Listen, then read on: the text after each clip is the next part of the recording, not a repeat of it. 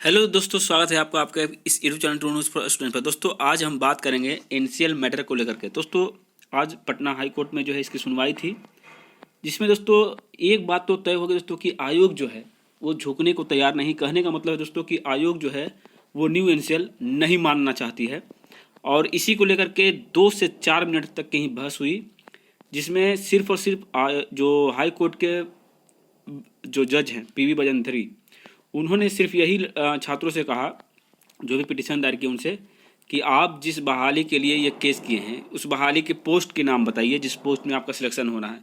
अब चूंकि दोस्तों यहाँ पे तो पोस्ट वाइज किसी का जो है रिजल्ट दिया नहीं गया है और ना ही कैटेगरी वाइज दिया गया है, यहाँ पे तो सम्मिलित रूप से 14,410 कैंडिडेट का रिजल्ट है। तो दोस्तों ऐसे में छात्र कैसे बता पाएंगे कि उनका सिलेक्शन किस पोस्ट के लिए हुआ है और किस कैटेगरी के अंतर्गत हुआ है। तो छात्रों के जो तरफ से जो वकील हैं अलका मैडम ने इस बात को रखा, लेकिन जो कोर्ट के जज है वो हमेशा यही दोहराते रहे कि नहीं, आप पहले पोस्ट के बारे में बताइए, अन्यथा हम इस केस को डिसमिस कर देंगे। दोस्तों अब यहाँ पे बात डिसमिस पर जब आ गई तो जो अलका मैडम जी है वो भी शांत हो गई, क्योंकि भाई इसमें छात्रों के जीवन का सवाल था। अब दोस्तों मैटर जो है अब बदल चुका है, यानी कि अब एनसीएल के मैटर से हट करके अब ये दूसरा मैटर में चला गया है, यानी कि अब छात्रों को इससे रिलेटेड जो जानकारी देनी होगी कि कितने पोस्ट के लिए आपका सिलेक्शन होने वाला है और कौन कौन से पोस्ट में आपका सिलेक्शन हुआ है। तो किस पोस्ट में सिलेक्शन हुआ वो तो नहीं बता पाएंगे, लेकिन कितने पोस्टों के लिए तो दोस्तों तो 42 पोस्ट है जिस पर इनके सिलेक्शन होने की संभावना है, 42 में से किसी एक में। ठीक है, तो अब दोस्तों ये अपनी जो भी एफिडेविट है वो देंगे अब, और नई तिथि अभी जारी नहीं की गई है। तो उम्मीद करते हैं दोस्तों कि फिर 1 सप्ताह या 10 दिन या 2 सप्ताह का समय फिर से कोर्ट अपने मन से देगी।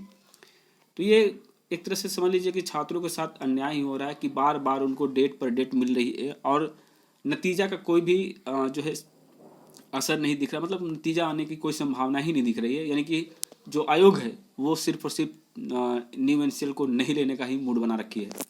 तो ऐसे में छात्रों को कोर्ट से तो लड़ना है दोस्तों, लेकिन आयोग से भी लड़ना पड़ेगा। यानी कि आयोग के समक्ष आपको जो भी है आंदोलन करें या फिर उनसे डिमांड करें या फिर आयोग के पास गुहार लगाए, लेकिन ये करना पड़ेगा, क्योंकि सिर्फ और सिर्फ कोर्ट के भरोसे आप नहीं देख सकते हैं कि कोर्ट में क्या क्या हो रहा है, और जो कोर्ट के जज साहब है वो भी समझने को तैयार नहीं है। ऐसे में छात्र जो है पूरी तरह से मानसिक रूप से तो कम से कम कमज़ोर हो चुके हैं।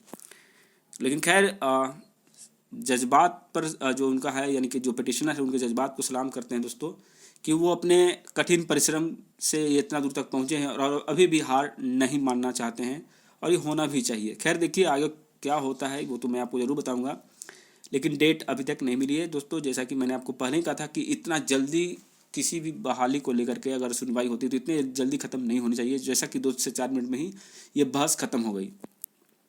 जो अपडेट मैंने आपको कुछ देर पहले ही दिया था, लेकिन कुछ लोग कह रहे थे कि भाई अपडेट क्यों दे रहे हो, ये अनुमान मत लगाओ, ऐसा नहीं है। लेकिन जो सच्चाई हो दोस्तों वही दिखा रहा था, क्योंकि बहस इतनी जल्दी नहीं होती है, और ख़ास करके ऐसे मुद्दों पर जहाँ पर हज़ारों छात्रों को जो है जीवन एक कगार पे आकर खड़ा हुआ है। तो खैर देखिए आगे क्या होता है। फिर मिलेंगे नए वीडियो नए अपडेट के साथ। जय हिंद, जय भारत।